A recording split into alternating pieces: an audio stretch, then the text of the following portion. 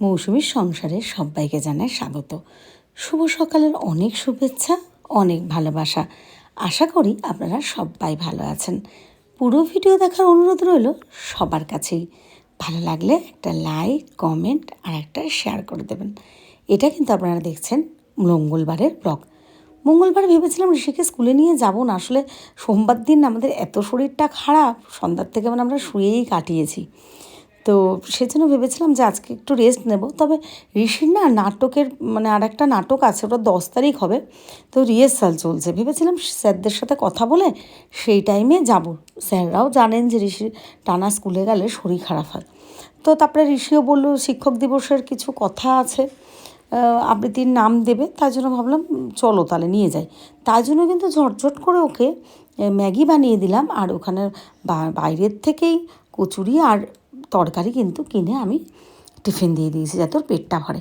এইবার আসি একটা অন্য কথায়, ডেলি ব্লগ ডেলি দেখেন কি করি না করি সেগুলো দেখতে থাকুন আর আমার কথাটা শুনতে থাকুন। মঙ্গলবার দিন সন্ধ্যাবেলায় আমি একটা পোস্ট করেছিলাম, যে সন্ধ্যাবেলা কি কখন মনে নেই, যাকে অনেকেই দেখেছেন পোস্টখানা, এটা ফেসবুকে বলছি, মৌসুমী বড়াল ঘোষে, আমার ইউটিউব চ্যানেলের কথা কিন্তু বলছি না।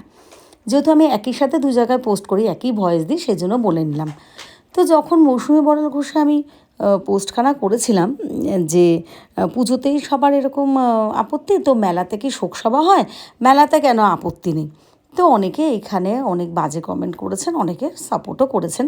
তো এই ক্ষেত্রে একটা কথা বলি, কথাগুলো যে যার মতন গায়ে মেখে নেন, সেটাই সমস্যা হয়। আসলে যারা বোঝার তারা কিন্তু এই পোস্টে আসে না। কেন বলেছি, আর এতটা গুছিয়ে লেখার বৃত্তান্ত সেটা সময় আমার কাছে নেই। যদিও হ্যাঁ, অনেকে ভালোভাবে আমাকে বুঝিয়েছেন যে এটা গুছিয়ে বলতে হতো, নাহলে তো অনেকেই খারাপ ভাববে। হ্যাঁ, এটা কিন্তু একদম সত্যি কথাই বলেছেন যে এটাকে আমাকে বুঝিয়ে বলতে হতো। যাই হোক, এবার আসল কারণটা বলি।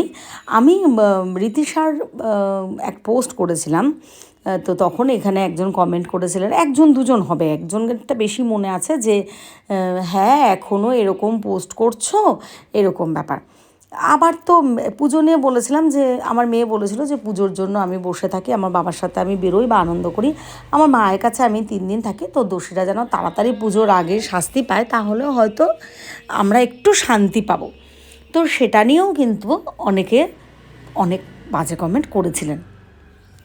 আমি সেই জন্যই তাদেরকে বললাম। আর যদি বলেন এবার তাদেরকে বলার কারণ কি, যে মানুষগুলো প্রতিবাদ করে সেই মানুষগুলোকেই আমি কিছু কিছু জায়গায় মেলায় টেলায় ঘুরতে দেখি, খুব আনন্দ করতে দেখি বা কিছু।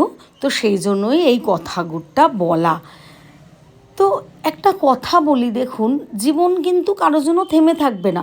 আর একটা কথা, হ্যাঁ, যে ঘটনাটা ঘটেছে সবাই আন্দোলন করছে, আমিও যখন যেভাবে পারি, শুধু পোস্ট নয়, ভয়েস দেওয়ার সময় মনটা থমকে যায়, বা আপনারা নিজেরাও যারা যদি বিচার বুদ্ধি করেন বুঝতে পারবেন যে আমি আগে যেভাবে ভিডিও দিতাম এখন কিন্তু সেইভাবে দেই না।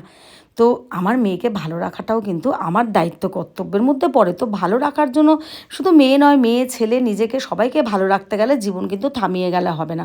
এই জন্যই বলেছে, আমারও তো সন্তান মারা গেছে, আজও কিন্তু বেঁচে আছি, বেঁচে থাকতে হবে, আর তারপরেও কিন্তু আমি 2টো সন্তান ঈশ্বরের দানরূপে পেয়েছি। তো আজকের এটা এখানেই শেষ করছি। সবাই অবশ্যই মন্তব্য জানাবেন, সবাই ভালো থাকবেন, সুস্থ থাকবেন। আমি ঠিক বললাম না ভুল বললাম, প্লিজ একটা কমেন্ট